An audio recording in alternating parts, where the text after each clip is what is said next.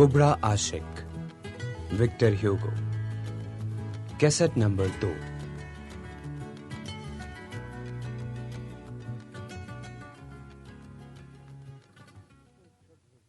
उसे सबसे ज्यादा मोहब्बत नोट्रे डेम की घंटियों से थी। घंटियों की आवाज उसकी रूह को जगा देती थी और उसके वजूद को ऐसे बालों पर और तवानाई बख्श देती कि वो बेकरां खला में उड़ने लगता। घंटियों की आवाज कभी कभी उसकी रूह की दायमी उदासी को मुसर्रत में तब्दील कर देती। वो उन घंटियों से इश्क करता था, उनको मोहब्बत से सहलाता था, उनसे हम कलाम हुआ करता था। वो उनकी आवाज को समझता था। वो टावर और एक घड़ियाल वाला कमरा उसकी जन्नत थे। घंटियों की आवाजों ने उसकी समात को छीन लिया था, लेकिन अब भी वो अगर कोई आवाज सुन सकता था तो वो घंटियों की ही आवाज थी। अनगिनत छोटी बड़ी घंटियों और घड़ियाल में सबसे बड़ी घंटी मेरी थी। उससे तो वो वाकई दिल की गहराइयों से इश्क करता था। वो जोश में आकर उसके बड़े लटकन के साथ लटकने लगता था। उसे घंटियों को बजाने से भी इश्क था। इधर फ्रोलोव उसे इशारा करता, उधर वो भाग निकलता। उस वक्त उसकी रफ्तार में हैरत अंगेज तेजी पैदा हो जाती थी। पलक झपकते वो बुलंदियों को सर करता मैरी के पास पहुंच जाता, बुड़बुड़ा कर उसे कुछ कहता और फिर रस्सा खींचकर उसे झूले देकर बजाने लगता।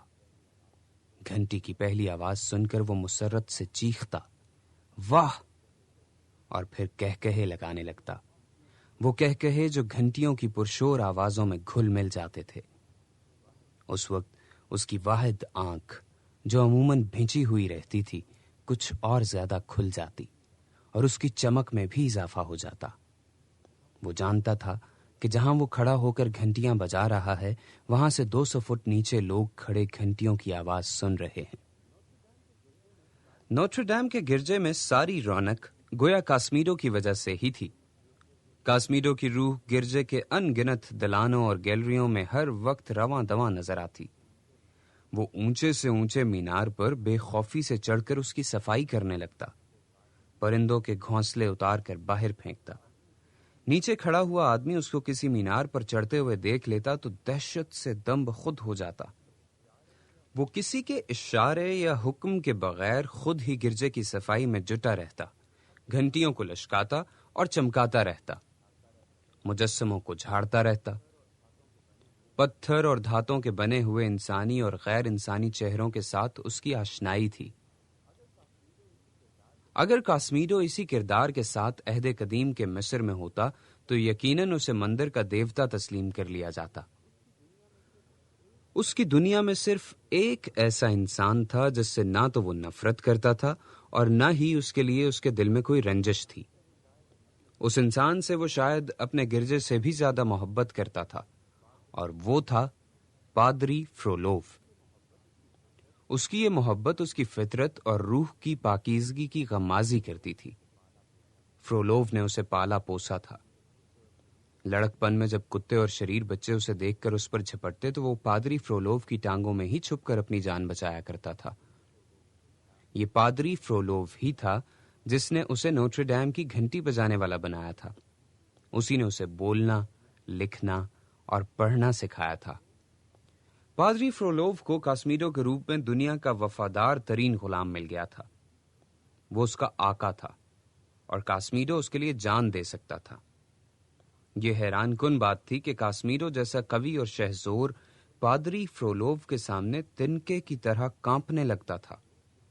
अगर मिसाल से ही इसकी वफादारी को जाहिर करना हो तो फिर बड़े यकीन से यह कहा जा सकता है कि आज तक कोई कुत्ता और कोई घोड़ा अपने मालिक का इतना वफादार नहीं हुआ जितना वफादार काश्मीरो था। पादरी फ्रोलोव इन तमाम हकाइक से आगाह था, लेकिन उसकी दुनिया और उसकी दिलचस्पियां काश्मीरो से मुख्तलिफ थीं। पादरी फ्रोलोव को अपने छोटे भाई जेहान से बेहद मोहब्बत थी। उसकी दिली ख्वाहिश थी कि उसका भाई पढ़ लिख कर आला मनसब तक पहुंचे, लेकिन नौजवान जेहान ने अपने भाई की तमाम ख्वाहिशों और उम्मीदों को धुंधला दिया था। वो आवारा, अय्याश, फजूल खर्च और निकम्मा बन चुका था। اپنے بھائی کی وجہ سے پادری فرولوف بے حد اداس رہا کرتا تھا۔ اپنے غم کو بہلانے کے لیے وہ سائنس پر زیادہ سے زیادہ توجہ صرف کر رہا تھا۔ وہ سائنسی تجربوں میں دن رات منہمک رہنے لگا۔ وہ عالم تھا۔ علم کے ساتھ اس کی محبت بے پایاں تھی۔ وہ ستاروں کے علم کے علاوہ کیمیا میں بھی بڑی دلچسپی لیتا تھا۔ وہ مسخام کو ٹھوس سونے میں تبدیل کرنے کے لیے بھی تجربے کرتا رہتا تھا۔ وہ عزلت نشین ہو گیا تھا۔ اس نے پیلس ڈی گریوو کی طرف ایک اونچے مینار میں اپنے تجربات کے لیے ایک کمرہ مخصوص کر لیا تھا۔ یہ پراسرار حجرہ تھا جہاں کوئی شخص حتیٰ کہ پیرس کا بشپ بھی اس کی اجازت کے بغیر داخل نہ ہو سکتا تھا۔ مدتوں پہلے یہ حجرہ بشپ بیوگو نے تعمیر کروایا تھا۔ پادری فرولوف ہمیشہ عورتوں سے بدکتا تھا۔ اسے عورتوں کی قربت سے شدید نفرت تھی۔ عورتوں کے ریشمی لباس کی سرسراہٹ سن کر اس کا وجود غیظ و غضب سے بھر جاتا تھا۔ وہ جپسی عورتوں سے تو بے حد خوفزدہ رہتا تھا، اور اس نے خاص طور پر بشپ سے درخواست کی تھی کہ ایک حکم کے ذریعے جپسی عورتوں کو مجبور کیا جائے کہ وہ نوٹر ڈیم کے چوک میں رقص کا مظاہرہ نہ کریں۔ پادری فرولوف پچھلے کئی دنوں سے گہری سوچوں میں گم رہنے لگا تھا۔ بہرا کاسمیڈو اپنے آقا کے ہر اشارے کا مطلب سمجھ لیتا تھا، مگر وہ اپنے آقا کے دل کی گہرائیوں میں جھانک کر نہ دیکھ سکتا تھا کہ وہاں کیسے کیسے طوفان پل رہے ہیں۔ رابرٹ ایسٹیٹیوٹیول کا شمار پیرس کے چند خوش نصیبوں میں ہوتا ہے۔ وہ وائکاؤنٹ آف پیرس تھا، شہنشاہ کا درباری اور منصف بھی۔ اس کے اعزازات کی فہرست بڑی طویل تھی، لیکن جنوری 1982 کو جب وہ صبح کے وقت بیدار ہوا تو اس کا موڈ خاصا خراب تھا۔ اپنے خراب موڈ کی وجہ سے اس نے پوری کوشش کی کہ آج وہ تاخیر کے ساتھ عدالت پہنچے، اس لیے عدالت میں اس کی موجودگی کے بغیر ہی ملزموں کی قسمت کا فیصلہ ہونے لگا۔ یہ فیصلہ اس کا نائب ماسٹر فلوریان کر رہا تھا۔ چند ملزموں کا فیصلہ کرنے کے بعد اس نے بولنا شروع کیا۔ ارے یہ کون لایا جا رہا ہے؟ دیکھو تو کتنے ہی سپاہی اسے لیے آ رہے ہیں۔ یہ تو کوئی جنگلی ریچھ ہے جسے یہ پکڑ کر عدالت میں لے آئے ہیں۔ عدالت میں اسی وقت کتنے ہی لوگ تماشائیوں کی حیثیت سے بیٹھے ہوئے تھے۔ ان میں ایک جیہان بھی تھا، پادری فرولوف کا نوجوان بھائی۔ نائب منصف نئے ملزم کو پہچان کر چیخا، اوہ، یہ تو وہی ہے جسے کل احمقوں کا پوپ بنایا گیا تھا، ہمارا کبڑا کاسمیڈو۔ واقعی وہ کاسمیڈو تھا جسے کڑی نگرانی میں باندھ کر عدالت لایا گیا تھا۔ سپاہیوں کے ساتھ کپتان فوبیس بھی موجود تھا۔ کاسمیڈو اس وقت خاموش اور پرسکون دکھائی دے رہا تھا۔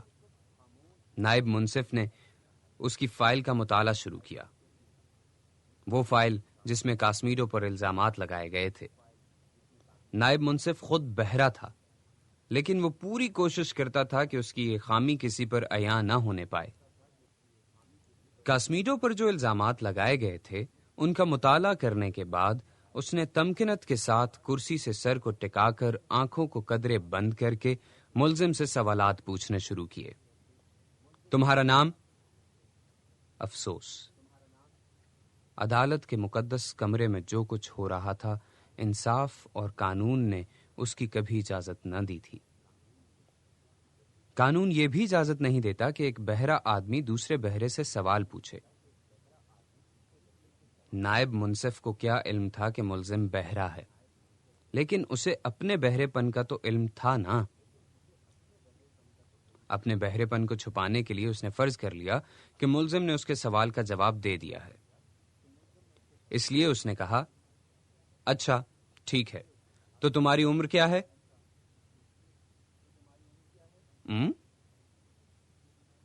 کاسمیڈو نے اس سوال کا بھی کوئی جواب نہ دیا، کیونکہ اس نے سوال ہی نہ سنا تھا۔ لیکن منصف نے اپنی دانست میں اس کا جواب سن لیا۔ اس نے پوچھا، اچھا تو یہ بتاؤ کہ تم کیا کرتے ہو؟ کاسمیڈو حسب معمول خاموش رہا، لیکن اس دوران میں تماشائیوں میں کھسر پسر شروع ہو چکی تھی۔ ادھر منصف صاحب نے اپنے منشی کو مخاطب کر کے کہا، منشی کیا تم ملزم کے جواب لکھ چکے ہو؟ منشی نے تعجب سے منصف کی طرف دیکھا اور پھر عدالت کا کمرہ کہکہوں سے گونج اٹھا۔ کہکہوں کی آواز اتنی پرشور اور گونجدار تھی کہ بہرا منصف اور بہرا ملزم بھی چونکے بغیر نہ رہ سکے۔ کاسمیرو نے لوگوں کے کھلے منہ دیکھے تو حیران رہ گیا۔ بہرے منصف نے سوچا کہ لوگ اگر کہکہے لگا رہے ہیں تو اس کی صرف ایک ہی وجہ ہو سکتی ہے کہ ملزم نے کوئی نامعقول بات کہہ دی ہے۔ وہ غصے سے چیخا، بدماش! تم نے میرے سوال کا جو جواب دیا ہے اس کے بدلے میں تمہیں پھانسی دے سکتا ہوں۔ کیا تم بھول گئے کہ تم کس کے سامنے کھڑے ہو؟ جلتی آگ پر تیل ڈالنے کا جو اثر ہوتا ہے وہی اثر لوگوں کے کہکہوں پر بہرے منصف کے اس جملے نے کیا۔ اب تو لوگوں کی کہکہے عدالت کے باہر بھی سنے جا رہے تھے۔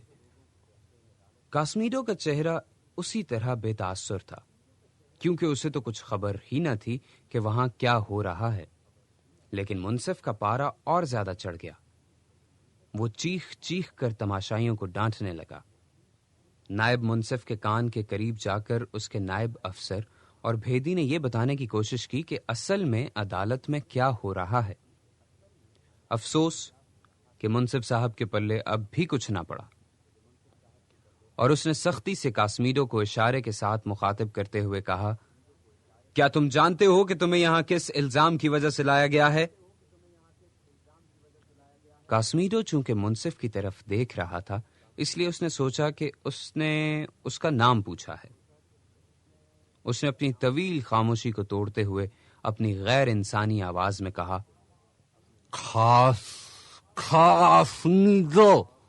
کاسمیڈو۔ تماشائی ایک بار پھر ہنسنے لگے۔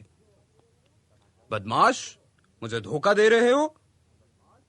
لوگوں کے کھلے منہ دیکھ کر منصف نے سمجھا کہ کاسمیڈو نے اس کے سوال کا جواب غلط دیا ہے، اور کاسمیڈو نے یہ سمجھا کہ منصف نے اس سے اس کا پیشہ پوچھا ہے، اس لیے اس نے جواب دیا، الزام کا گھنٹیاں بجانے والا ہوں۔ اس کے جواب کے ساتھ ہی ایک بار پھر عدالت کا کمرہ اونچے اور پرشور کہکہوں سے گونجنے لگا۔ ان کہکہوں میں اس وقت اور زیادہ اضافہ ہو گیا جب کاسمیڈو نے قدرے بلند اور غیر مبہم آواز میں پوچھا، کیا حضور میری عمر پوچھ رہے ہیں؟ میں 20 برس کا ہو چکا ہوں۔ لوگوں کے کہکہوں کا طوفان تھمنے کا نام ہی نہ لیتا تھا۔ منصف نے مشتعل ہو کر حکم سنایا، سپاہیوں،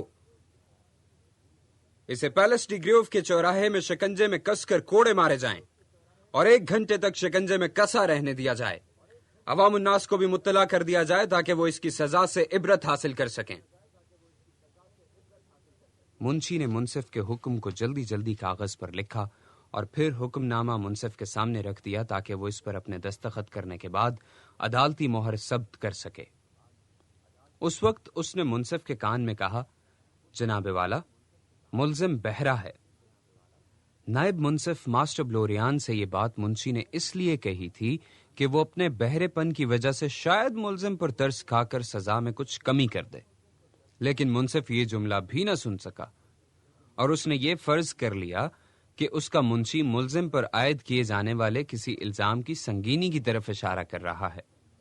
اس نے غضبناک چہرہ بنا کر کہا، اچھا تو یہ بات ہے، اور پھر حکم نامے میں ترمیم کر دی کہ ملزم کو 2 گھنٹوں تک شکنجے پر کسا رہنے دیا جائے، اور مہر لگا دی۔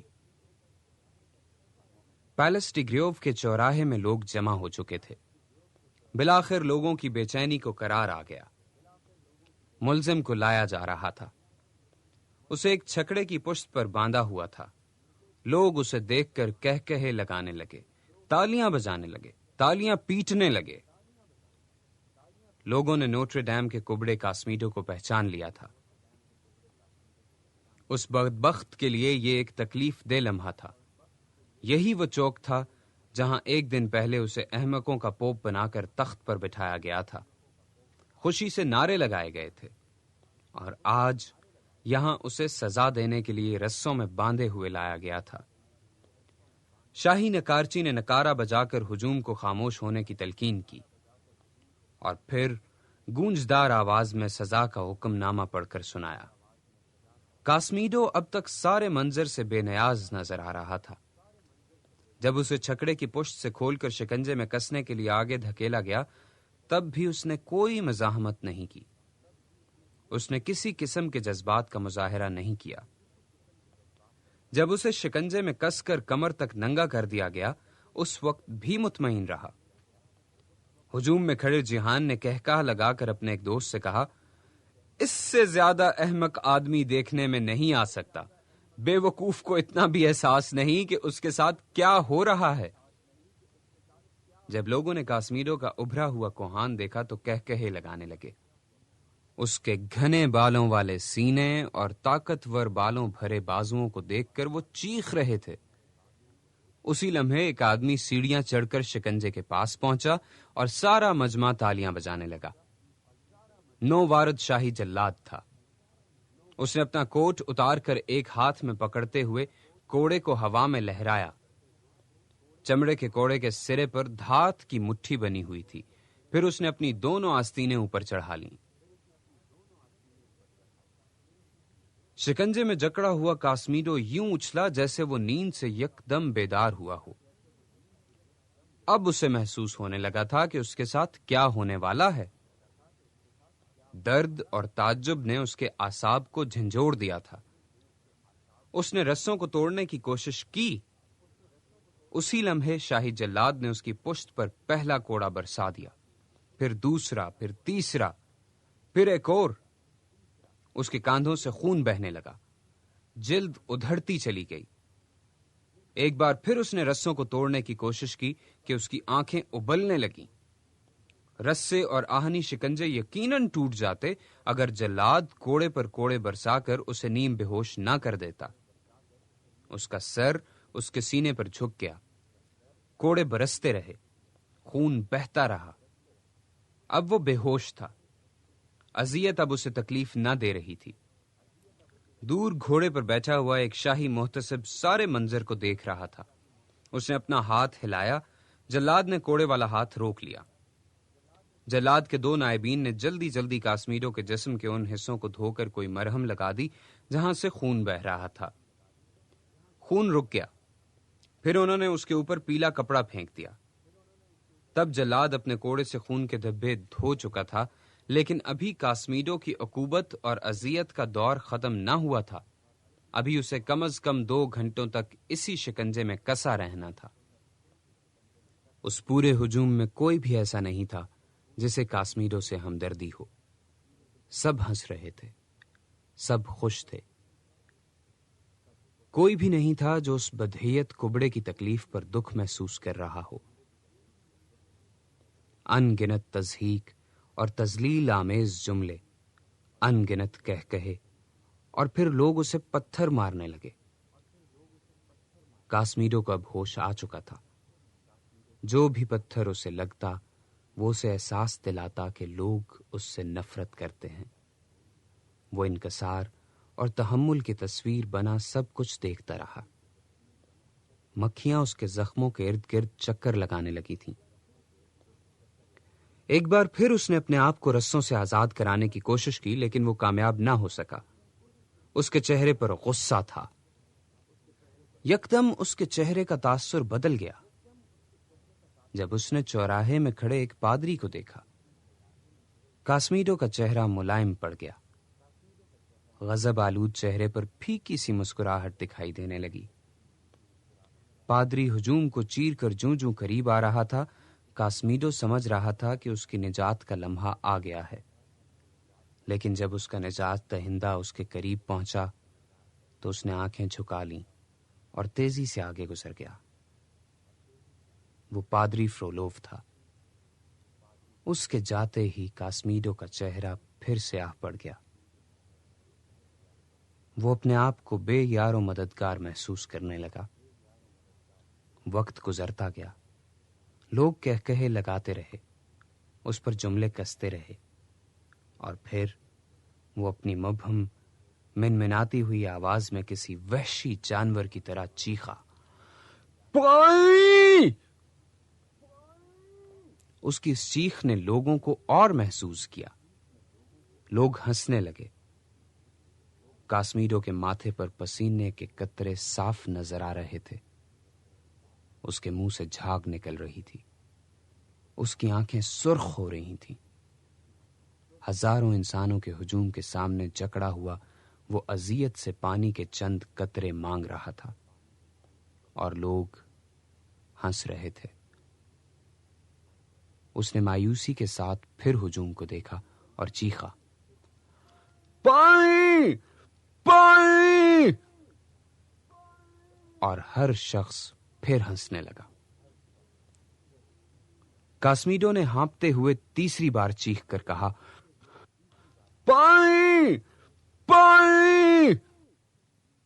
تب کاسمیڈو نے دیکھا کہ ہجوم کو چیرتی ہوئی عجیب و غریب لباس پہنے ہوئے ایک نوجوان لڑکی آگے بڑھ رہی ہے. اس کے پیچھے نوکدار سینگوں اور روغن زدہ سموں والی سفید بکری چلی آ رہی ہے اور لڑکی کے ہاتھ میں تنبورا پکڑا ہوا ہے. کاسمیڈو کی آنکھ چمک اٹھی. یہ وہی لڑکی تھی جسے اس نے پچھلی رات اغوا کرنے کی کوشش کی تھی. وہ سوچ رہا تھا کہ یہ لڑکی یقیناً اپنا انتقام پورا کرنے کے لیے اسے کوئی سزا دینے چلی آ رہی ہے. غصے میں پھنکتے ہوئے وہ اسے دیکھتا رہا. وہ سیڑھیاں چڑھتے ہوئے شکنجے کی طرف بڑھ رہی تھی. اگر اس یک چشم کبڑے کی آنکھ میں بجلی گرانے کی قوت ہوتی تو وہ اس لڑکی پر بجلی گرا کر اس کے ٹکڑے ٹکڑے کر دیتا. لیکن وہ لڑکی ایک لفظ کہے بغیر اس کے پاس پہنچی اور پانی کا مشکیزہ نکال کر کاسمیڈو کے سوکھے ہوئے ہونٹوں سے لگا دیا.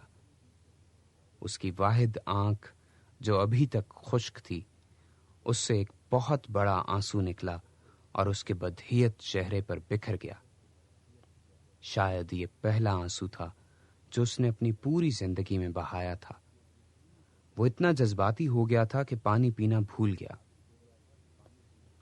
خوبصورت جپسی لڑکی نے ہونٹ سکوڑ کر بے چینی سے اظہار کیا، پھر مسکرا کر پانی کا مشکیزہ اس کے منہ سے لگا دیا. وہ لمبے لمبے گھونٹوں سے پانی پینے لگا. کاسمیڈو نے اس کی طرف دیکھا اور سراپا اداسی بن کر اس خوبصورت لڑکی کو دیکھا جو اس کے لیے پانی لے کر آئی تھی. اس کے ساتھ ہی اسے اپنی ساری تکلیف بھول گئی. وہ یہ بھی بھول گیا کہ ابھی ہزاروں انسانوں کے سامنے اسے کوڑے لگائے گئے تھے. اس لڑکی کی پاکیزگی، اس کا حسن، اس کی ہمدردی ایک ایسا مداوا بن گیا کہ وہ خوش ہو گیا. اس نے اپنے سیاہ ہونٹ آگے بڑھا کر ان ہاتھوں کو چومنے کی کوشش کی جو اس کے لیے پانی لے کر آئے تھے، لیکن لڑکی نے اپنے ہاتھ اس طرح پیچھے کھینچے جیسے کوئی بچی ڈر کر ہاتھ پیچھے کھینچ لیتی ہو کہ کوئی درندہ انہیں کاٹ کھائے گا. کیپٹن فوبیس اپنی منگیتر فلوڈیلیز کے گھر گپ شپ میں مصروف تھا کہ اچانک اس کی منگیتر نے پوچھا، فوبیس، 1.5 مہینے ہوئے جب تم نے مجھے ایک جپسی لڑکی کے بارے میں بتایا تھا کہ تم نے اس سے بدماشوں سے نجات دلوائی تھی.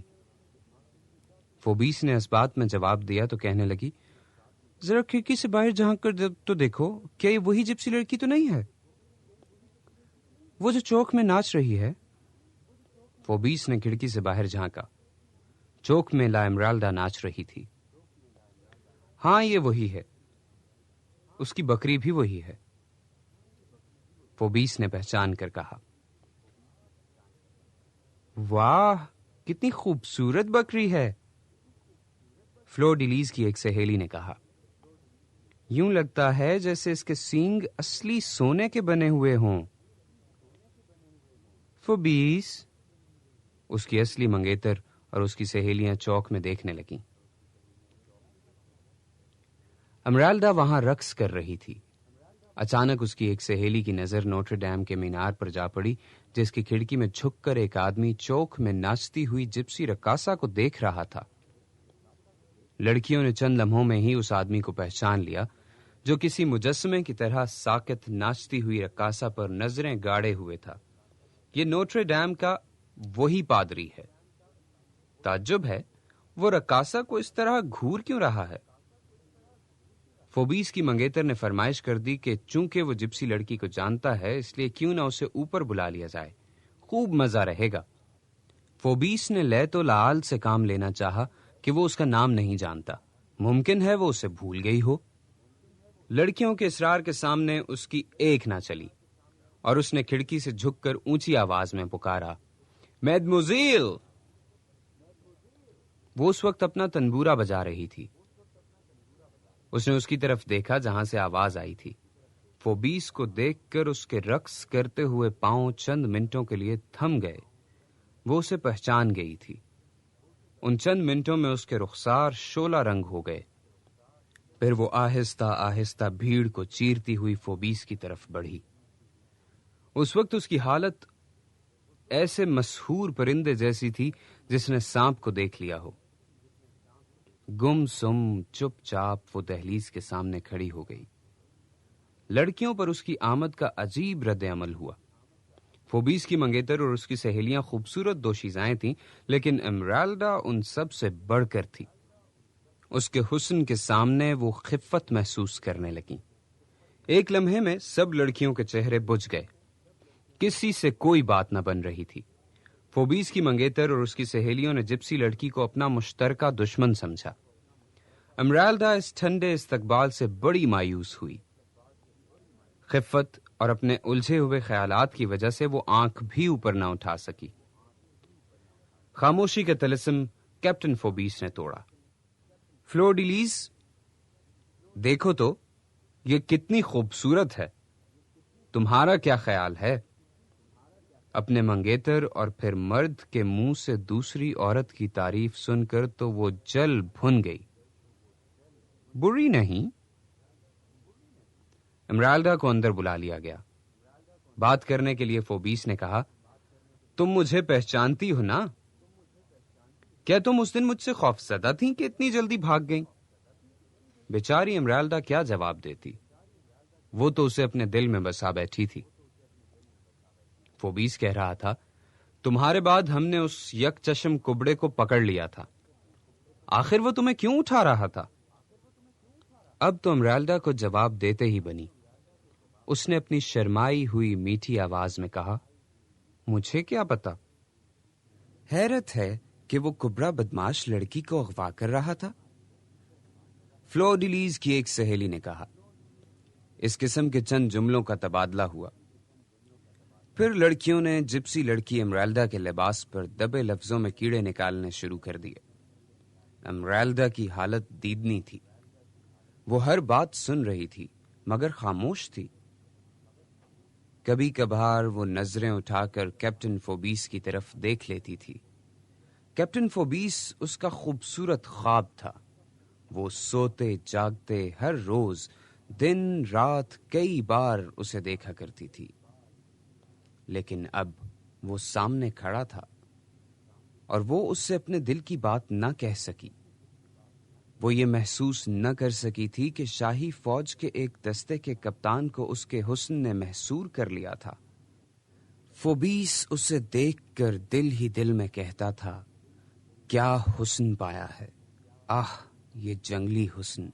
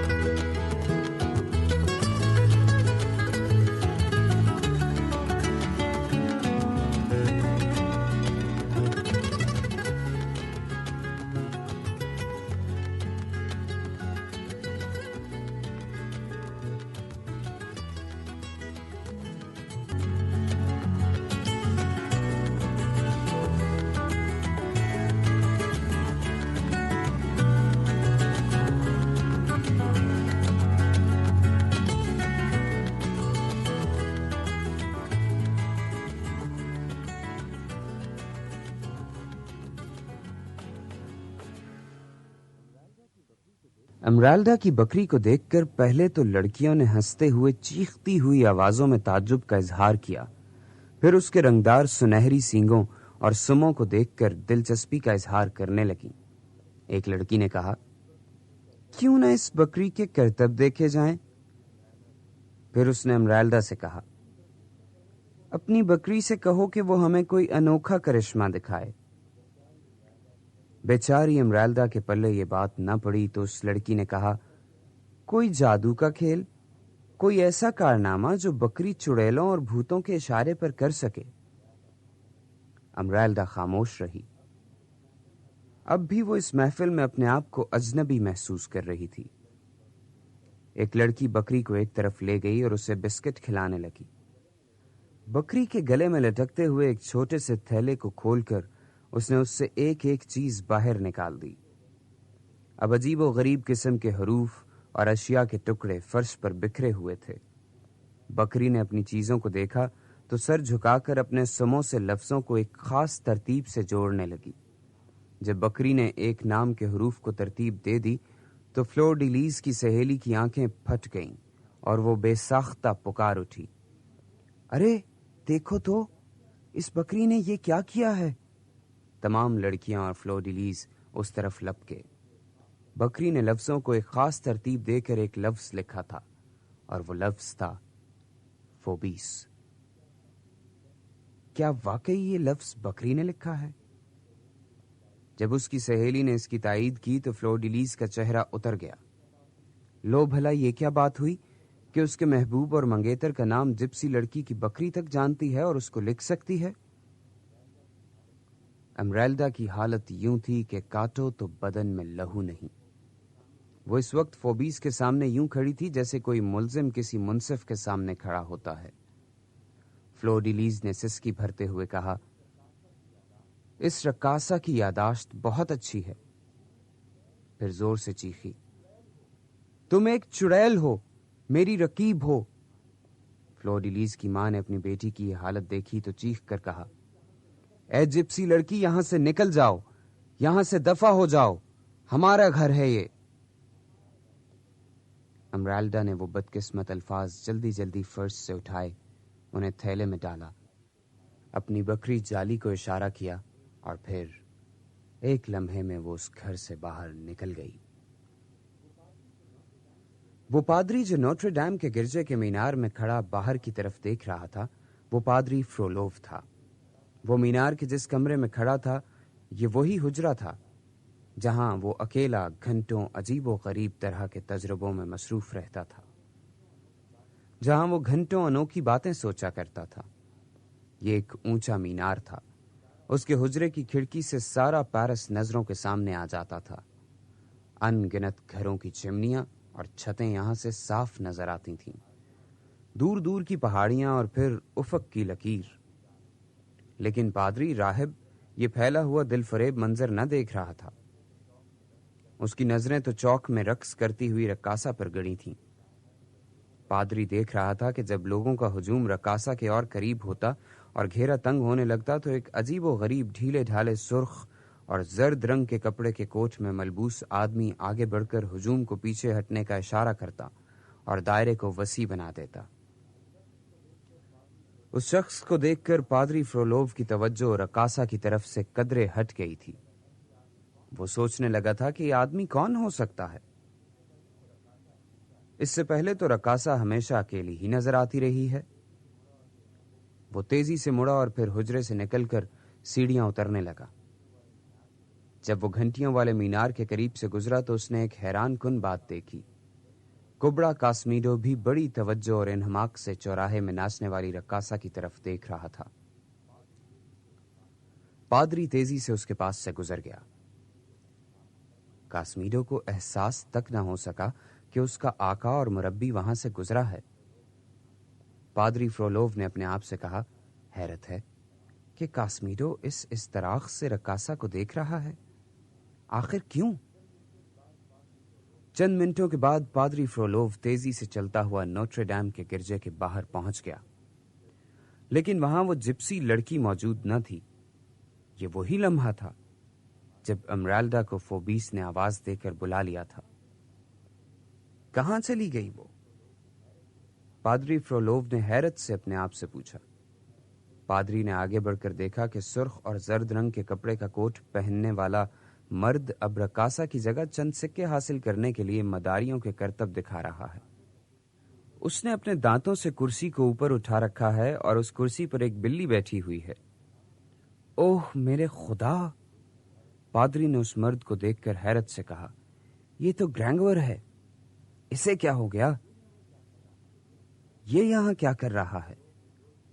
پادری فرولوو نے جوش میں اسے آواز دی تو گرینگور پر اس کی آواز کا اتنا شدید اثر ہوا کہ اس کا توازن برقرار نہ رہ سکا اور کرسی اس کے دانتوں سے نکل کر نیچے گر پڑی اور کرسی پر بیٹھی ہوئی بلی زور سے خرخرانے لگی۔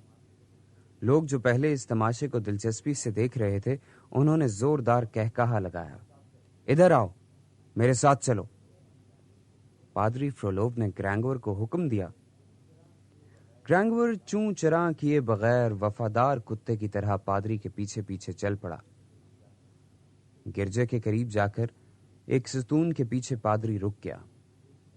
پادری کی آنکھوں میں بے پناہ غصہ تھا، اس کا چہرہ بے حد سنجیدہ نظر آ رہا تھا، اس کی آواز بوجھل اور چبھتی ہوئی تھی۔ گرینگور، میں نے 2 باتیں کرنے کے لیے تمہیں بلوایا ہے۔ پہلے تو یہ بتاؤ کہ پچھلے 2 ماہ سے تم کہاں ہو؟ تمہاری صورت تک نظر نہیں آئی، اور اب تم نظر آئے ہو تو اس مضحکہ خیز لباس میں ہو جو آدھا سرخ اور آدھا زرد ہے۔ تمہیں کیا ہو گیا ہے؟ گرینگور نے چند ثانیوں کے لیے پادری فرولوو کو دیکھا اور ادب سے کہا، جناب آپ درست فرماتے ہیں، واقعی میرا یہ کوٹ بڑا مضحکہ خیز ہے، لیکن میں مجبور ہوں۔ بدقسمتی سے میرا اپنا کوٹ کھو چکا ہے، میرے پاس کوئی دوسرا لباس نہیں۔ گرینگور نے بات ختم کی تو پادری نے چبھتے ہوئے لہجے میں کہا، اور تم نے جو پیشہ اختیار کیا ہے وہ بھی خوب ہے۔ گرینگور پادری فرولوو کے طنز کو بھانپ گیا، بولا، جناب آپ بجا فرماتے ہیں، یقیناً فلسفے کے نظریات میں گم رہنا اور شعر کہنا دانتوں سے کرسی پکڑنے سے زیادہ شریفانہ کام ہے، لیکن آپ ہی بتائیے کہ میں کیا کروں؟ دنیا کی خوبصورت اور فکر انگیز شاعری بھی روٹی کے ایک لقمے سے کمتر ہے۔ آپ کو تو علم ہے ہی کہ میں نے وہ مشہور اصلاحی کھیل لکھا تھا، لیکن اس شہر نے مجھے اس کے صلے میں کیا دیا؟ کھیل لکھنے کا صلہ بھوک اور موت ہے۔ اپنے مضبوط جبڑوں کی وجہ سے میں یہ کرتب اور مداری کے تماشے بھی سیکھ چکا ہوں۔ اس سے کم از کم مجھے پیٹ بھرنے کے لیے روکھی سوکھی روٹی تو مل جاتی ہے۔ پادری فرولوو نے اس کی گفتگو بڑے تحمل سے سنی۔ جب گرینگور اپنی بات ختم کر چکا تو پادری فرولوو نے پوچھا، تم نے جو کچھ بتایا وہ افسوسناک ہے، لیکن یہ تو بتاؤ تم نے اس جپسی رقاصہ کا ساتھی بننا کیسے گوارا کر لیا؟ وہ اس لیے جناب کہ وہ میری بیوی ہے اور میں اس کا شوہر ہوں، گرینگور نے بڑے اطمینان سے جواب دیا۔ یہ جواب سن کر پادری کی آنکھیں شعلوں کی طرح آگ برسانے لگیں۔ کیا بکواس کرتے ہو بدماش، بدبخت! تمہیں یہ جرت کیسے ہوئی کہ تم خدا کو بھول کر اس لڑکی کے چھونے کی ہمت کر سکو؟ یہ کہہ کر پادری نے اس کا بازو اپنے آہنی ہاتھ کی گرفت میں لے لیا۔ جناب میں آسمانوں کے رب کی قسم کھا کر کہتا ہوں کہ میں نے اسے آج تک نہیں چھوا۔ گرینگور پادری کے غضبناک لہجے سے کانپنے لگا تھا۔ لیکن حضور، آپ کس بات پر پریشان ہیں؟ ابھی تم بیوی اور شوہر کے بارے میں کیا کہہ رہے تھے؟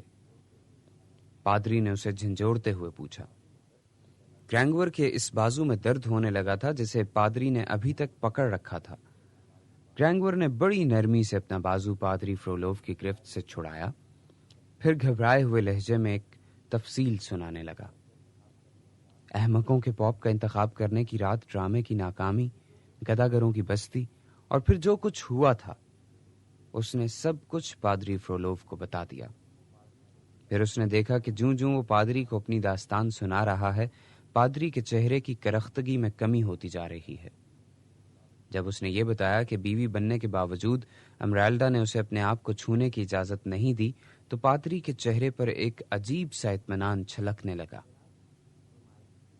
جناب، جو مایوسی مجھے ہوئی ہے میں اس کا اظہار بھی نہیں کر سکتا، اور میری مایوسی اور بدقسمتی کی سب سے بڑی وجہ یہ ہے کہ میری شادی ایک ایسی کنواری سے ہوئی ہے جو سدا کنواری رہنا چاہتی ہے، اور میں اس کا شوہر ہونے کے باوجود کچھ بھی نہیں کر سکتا۔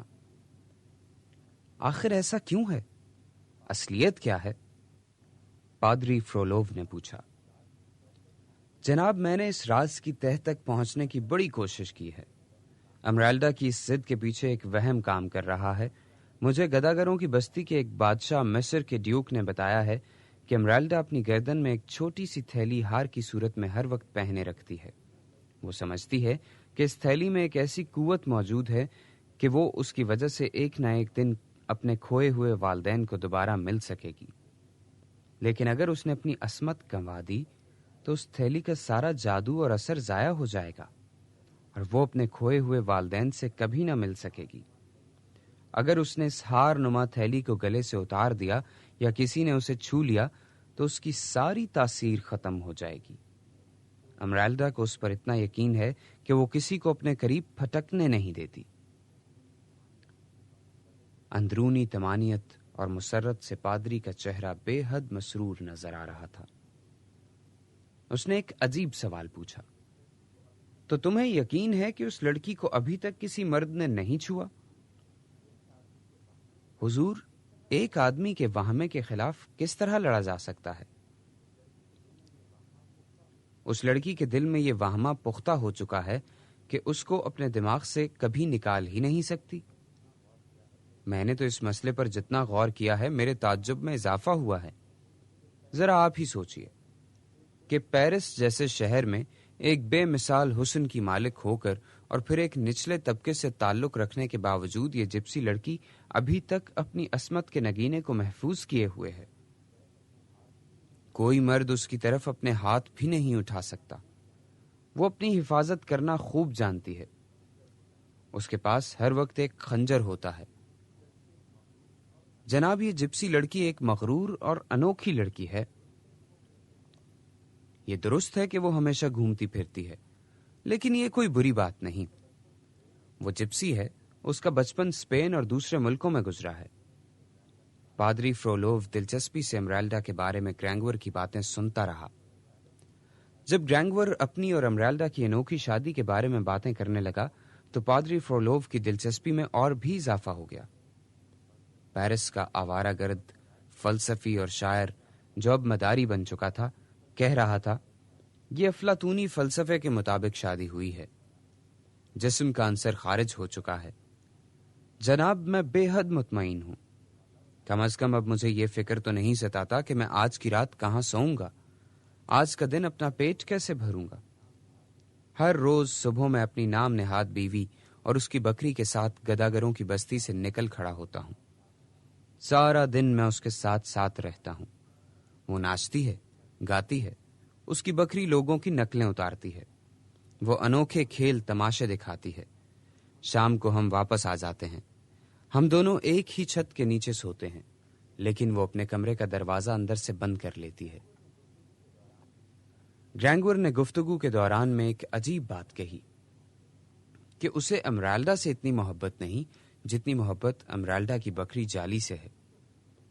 جالی دنیا کی عجیب و غریب بکری ہے، وہ اس کے دکھ درد کو سمجھتی ہے۔ گرینگور نے کہا، جالی بڑی ذہین ہے۔ ان دنوں اس نے حروف کی ترتیب دے کر ایک نیا نام لکھنا سیکھ لیا ہے۔ وہ نام ہے فوبیس۔ فوبیس کا نام سن کر پادری فرولوو چونکا۔ کیا تمہیں یقین ہے کہ یہ لفظ کسی کا نام نہیں بلکہ صرف ایک لفظ ہے؟ میں کیا کہہ سکتا ہوں؟ گرینگور نے جواب دیا، میں نے تو صرف امرالڈا کو کئی بار تنہائیوں میں یہ نام دہراتے ہوئے سنا ہے۔ پادری فرولوو کچھ دیر تک سوچتا رہا اور پھر خود ہی بکتے جھکتے وہاں سے گرجے کی طرف چل دیا۔ نوٹر ڈیم کے گرجے کے آس پاس رہنے والے لوگوں نے ایک تبدیلی کو بڑی جلدی محسوس کر لیا تھا۔ کاسمیڈو جملہ تہواروں اور تہجیز و تکفین اور اجتماعی نمازوں کے اوقات پر گرجے کی گھنٹیاں بجایا کرتا تھا، لیکن کچھ عرصے سے وہ گھنٹیوں کے بارے میں پہلے جیسا مشاق نہ رہا تھا۔ گھنٹیاں تو اب بھی وہ موقع پر بجاتا تھا، مگر یوں لگتا تھا جیسے گھنٹیوں کی آواز مردہ اور پھیکی ہوئی ہے۔ ان گھنٹیوں میں جو روح تھی وہ ختم ہو چکی تھی۔ گرجا اب یوں لگتا تھا جیسے سنسان ہو، ویران ہو۔ کوئی نہیں جانتا تھا کہ کاسمیدو کس بات سے پریشان ہے۔ ایک دن اس کے دل میں اپنی محبوب گھنٹیوں کی محبت پھر اود آئی۔ وہ تہوار کا دن تھا۔ وہ چیخ چیخ کر والہانہ جوش و مسرت سے گھنٹیاں بجانے لگا۔ کبھی کبھار وہ چوراہے کی طرف بھی نظریں ڈال لیتا تھا۔ اچانک اس کی نظر چوراہے کے ایک گوشے میں بچھے ہوئے قالین کے ٹکڑے پر پڑی۔ پھر اس نے عجیب و غریب بکری کو دیکھا اور وہاں امریلڈا ناچ رہی تھی۔ ایک لمحے میں وہ گھنٹیوں کو پھر بھول گیا۔ وہ پورے انہماک کے ساتھ اپنی ایک پوری اور دوسری ڈھپی ہوئی بدصورت آنکھ کے ساتھ رقاصہ امریلڈا کو دیکھتا چلا گیا۔ جپسی رقاصہ امریلڈا اب اس کے نزدیک دنیا کی سب سے عزیز چیز بن چکی تھی۔ ایک روز جب جہان لباس تبدیل کر رہا تھا تو اس نے اپنے بٹوے کو دیکھ کر کہا، بیچارہ بٹوا، نادار بٹوا، اس میں تو ایک پائی بھی نہیں۔ جوا، بیئر، عورت اور دوسری عیاشیوں نے اس کا بٹوا خالی کر دیا تھا۔ اداس ہو کر اس نے لباس تبدیل کیا اور سوچتا رہا کہ اب کہاں سے پیسے حاصل کیے جا سکتے ہیں۔ اچانک ایک ترکیب اس کے ذہن میں آئی، بس ٹھیک ہے، میں اپنے بھائی سے ملنے جاؤں گا۔ اپنے اس خیال کو عملی جامہ پہنانے کے لیے وہ اسی وقت وہاں سے روانہ ہو گیا۔ نوٹر ڈیم کے گرجے کے قریب پہنچ کر قسمت آزمائی کے لیے وہ اپنے بھائی پادری فرولوف سے ملنے کے لیے گرجے کے اندر داخل ہو گیا۔ اسے بتایا گیا کہ پادری فرولوف اپنے ذاتی اور مخصوص حجرے میں ہے اور وہ وہاں کسی سے ملاقات کرنا پسند نہیں کرتا۔ اس اونچے مینار کے پرسرار کمرے کے سیاہ دروازے کے قریب جا کر وہ چند منٹوں کے لیے رک گیا۔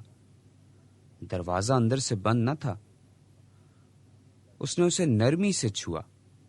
دروازہ تھوڑا سا واہ ہوا۔ سر اندر کر کے دیکھنے لگا۔ جہان نے دیکھا کہ کمرے میں بہت کم روشنی ہے۔ ایک بڑی بازوؤں والی کرسی اور ایک بڑی میز نظر آ رہی تھی۔ میز پر عجیب و غریب قسم کے آلات، شیشے کے مرتبان جن میں سونے کے پتھر پڑے تھے، اور دیواروں کے ساتھ عجیب و غریب قسم کے پنجر لٹکے ہوئے تھے۔ عجیب و غریب قسم کی بوسیدہ اور بوجھل کتابیں بھی موجود تھیں۔ بازوؤں والی کرسی کی پشت دروازے کی طرف تھی اور اس کرسی پر بیٹھا ہوا ایک شخص میز پر جھکا ہوا تھا۔ اس نے دروازہ اس طرح سے کھولا تھا کہ کوئی آواز پیدا نہ ہوئی تھی، اور اس کے بھائی پادری فرولوف کو علم تک نہ ہو سکا کہ کوئی اسے دیکھ رہا ہے۔ جہان کو اندازہ نہ ہو سکا کہ اس کا بھائی کیا کر رہا ہے، کیا سوچ رہا ہے۔ لعنت ہو اس پر، لعنت ہو، لعنت ہو اس پر۔ دروازے میں سر آگے کیے کھڑا جہان حیران ہو رہا تھا کہ اس کا بھائی کس پر لعنت بھیج رہا ہے، کسے کوس رہا ہے۔ جہان ویسے بھی اپنے بھائی کے جذبات اور احساسات کا اندازہ نہ لگا سکتا تھا۔ وہ طالب علم تھا، کھلنڈرا، شوخ۔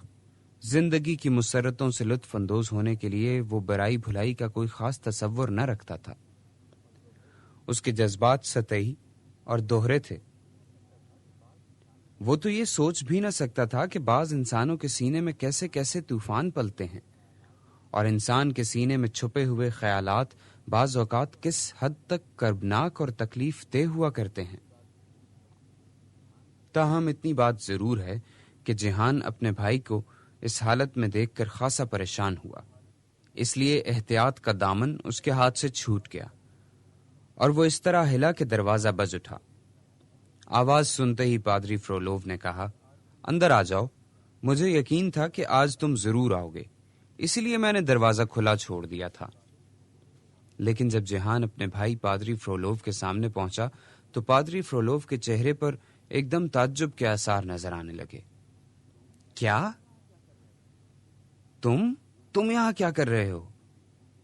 یوں جہان کی خوش فہمی بھی دور ہو گئی کہ اس کا بھائی اسی کا انتظار کر رہا تھا۔ پادری کسی اور کی آمد کا منتظر تھا۔ جہان نے کہا، بھائی میں آپ سے ایک ضروری مسئلے پر مشورہ لینے آیا ہوں۔ بھائی مجھے کچھ پیسوں کی ضرورت ہے۔ یہ جملہ سن کر پادری فرولوو اپنی جائیداد، اس کی آمدنی کی کمی، حالات کی سنگینی کی تفصیل سے ذکر کرنے کے ساتھ ساتھ جیہان کی فضول خرچی کا رونا رونے لگا۔ جیہان جانتا تھا کہ اپنے بھائی پادری فرولوو سے رقم حاصل کرنا اتنا آسان کام نہیں، اس لیے وہ ہیلے بہانے بنانے لگا۔ اس نے وعدہ کیا کہ وہ اب دل لگا کر پڑھے گا، لیکن پڑھے کیسے؟ اس کے پاس تو نہ ہی کتابیں ہیں نہ کاغذ، اور ان کے لیے رقم چاہیے۔ پادری فرولوو ہر مرحلے پر انکار کرتا چلا گیا۔ اسی وقت کسی کے قدموں کی چاپ سنائی دی۔ پادری فرولوو نے حواس باختہ ہو کر کہا، چپ ہو جاؤ، ماسٹر زوکس آ رہا ہے، تم جلدی سے آتش دان کے اندر چھپ جاؤ۔ جیہان آتش دان کے اندر چھپنے لگا تو اس نے ایک شاندار خیال سوچا۔ بھائی میری ایک بات سن لیجئے، میں خاموش رہنے کا صلہ چاہتا ہوں۔ پادری فرولوو نے چڑھ کر کہا، بکواس نہ کرو، میں وعدہ کرتا ہوں کہ تمہیں سکہ مل جائے گا۔ جیہان نے سوچا ابھی موقع ہے، یہ موقع ہاتھ سے نکل گیا تو پھر پہلے مجھے سکہ دے دیں۔ پادری فرولوو نے چڑھ کر جھلاتے ہوئے اپنا بٹوا جیہان کی طرف پھینک دیا۔ اسی وقت دروازہ کھلا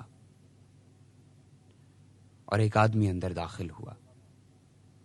اس آدمی نے ایک سیاہ چوغا پہن رکھا تھا، چہرہ بھی اداس اور مزمحل نظر آ رہا تھا۔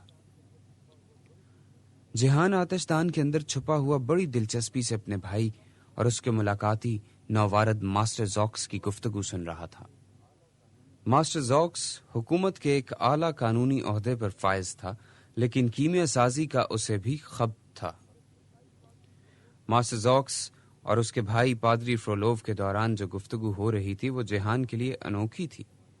پادری فرولوو نے ماسٹر زوکس سے یہ سوال بھی پوچھا کہ کیا اس نے پرانے مخطوطات اور دستاویزات سے وہ نظائر جمع کر لیے ہیں جن سے ثابت ہو کہ جادوگر بکریوں کے ذریعے بھی جادو ٹونے کا کام کیا کرتے ہیں، اور بکریاں جادوگروں اور بدروحوں کی معمول بن جاتی ہیں۔ جیہان اپنے بھائی کا بٹوا حاصل کر کے باہر جانے کے لیے بے چین ہو رہا تھا۔ ایک دو بار وہ آتش دان کے نیچے چھپا ہوا ہلا جلا بھی، جس سے کچھ آوازیں پیدا ہوئیں۔ پادری فرولوو کو علم تھا کہ اب اس کا نچلا بھائی بے چین ہو رہا ہے، اس لیے اس نے ان آوازوں کا ذمہ دار تو ایک نادیدہ بلی کو قرار دے دیا، اور پھر کچھ اہم گفتگو کرنے کے بہانے وہ ماسٹر زوکس کو حجرے سے باہر لے گیا۔ یہی وہ موقع تھا جب جیہان سیٹی بجاتے ہوئے آتش دان سے نیچے نکلا اور اپنے بھائی پادری فرولوو کے بٹوے کو اچھالتا ہوا کمرے سے باہر نکل آیا۔ وہ جلد از جلد نوٹر ڈیم کی حدود سے باہر نکل جانا چاہتا تھا، کیونکہ وہ جانتا تھا کہ اس کے بھائی نے اسے دیکھ لیا تو وہ اس سے اپنا بٹوا واپس لے لے گا اور اس کو صرف ایک ہی سکے پر گزارا کرنا پڑے گا۔ نوٹر ڈیم کے گرجے سے باہر نکل کر اس نے خوشی سے نعرہ لگایا، اے پیرس کے پختہ راستوں، میں آ گیا ہوں۔ جب وہ خوشی سے جھومتا ہوا چل رہا تھا تو اس نے کسی کو اپنا نام پکارتے سنا۔ اس نے مڑ کر دیکھا تو وہ کیپٹن فوبیس تھا۔ ارے فوبیس، تم کہاں؟ اس نے خوشی سے اس کا استقبال کیا۔ اس وقت نہ تو جیہان کو علم تھا اور نہ ہی فوبیس کو کہ فوبیس کا لفظ سن کر ایک آدمی کس طرح چونکا ہے۔ وہ شخص پادری فرولوو تھا، جو ماسٹر زوکس کو فارغ کر کے خود بھی گرجے سے باہر نکل آیا تھا، اور اتفاق سے فوبیس اور جیہان کی آوازوں کی حدود میں تھا۔ پادری فرولوو نے اس وقت اپنا ہڈ والا چوغا پہن رکھا تھا۔ اس کا جسم سیاہ چوغے میں ملبوس تھا اور ہڈ نے ماتھے تک کے حصے کو چھپا لیا تھا۔ پادری فرولوو فیصلہ کر چکا تھا کہ وہ اس فوبیس نام کے آدمی کے بارے میں سب کچھ جان کر رہے گا۔ آؤ پھر ایک دو جام ہو جائیں، جیہان نے کیپٹن فوبیس کو دعوت دی۔ میرے پاس کچھ رقم ہے، جیہان نے بڑے فخر سے کہا۔ جب وہ دونوں نوجوان شراب پینے کی خوشی میں ایک سرائے کی طرف بڑھ رہے تھے تو پادری فرولوو ان کا تعاقب کر رہا تھا، اور وہ بار بار اپنے دل میں کہہ رہا تھا، کیا یہ وہی فوبیس ہے جس کا نام وہ جپسی رقاصہ بار بار دہراتی ہے؟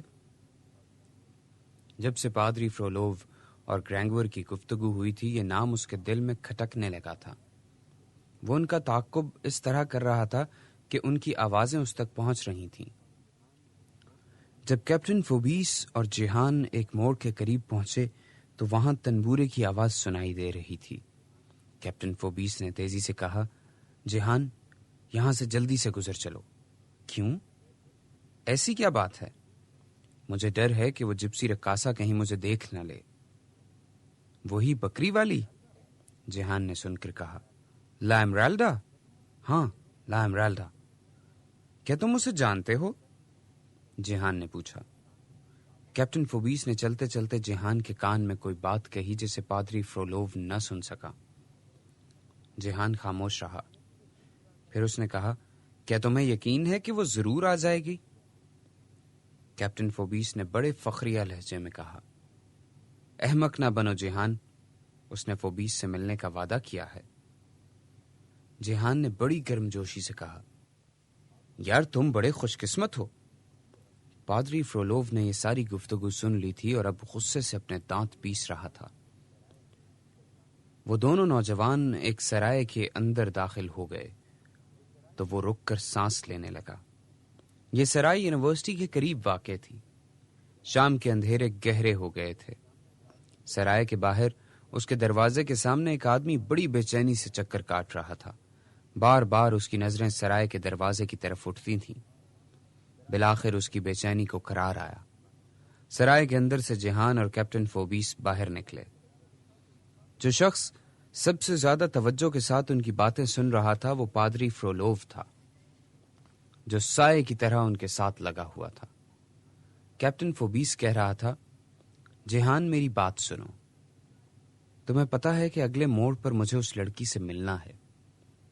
میں اسے وہاں سے فالو ڈیل کے ہاں لے جاؤں گا۔ جیہان کے پلے اس کی کوئی بات نہ پڑ رہی تھی۔ وہ الٹے سیدھے جواب دے رہا تھا اور اپنی ہی ہانکتا چلا جا رہا تھا، جس سے کیپٹن فوبیس کا پارا بھی چڑھ گیا۔ وہ جیہان کو کوسنے لگا، جہنم میں جاؤ۔ یہ کہہ کر اس نے جیہان کو ہلکا سا دھکا دیا۔ نشے کی زیادتی کی وجہ سے جیہان کے قدم تو پہلے ہی اکھڑ چکے تھے۔ اس ہلکے سے دھکے نے اسے زمین پر چت کر دیا۔ فوبیس نے جیہان پر ایک نظر ڈالی جو نشے میں دھت زمین پر لیٹ رہا تھا، اور آگے بڑھ گیا۔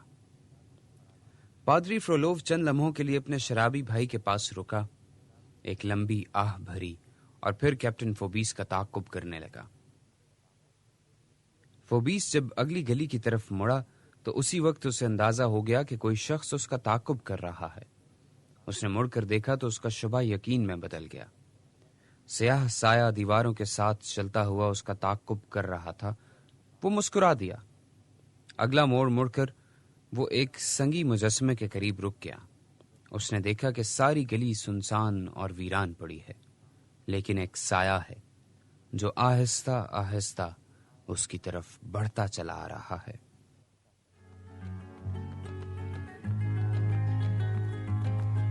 کوبرا عاشق، وکٹر ہیوگو۔ اس کے ساتھ ہی کیسٹ نمبر 2 اپنے اختتام کو پہنچی۔ بقیہ کے لیے کیسٹ نمبر 3 لگا لیجیے۔ اگر آپ بولتی کتابوں کے بارے میں ہم سے رابطہ قائم کرنا چاہیں تو پوسٹ باکس نمبر 1652 اسلام آباد یا ٹیلی فون نمبر 2253803 پر سائمہ عمار سے رابطہ کریں۔ شکریہ۔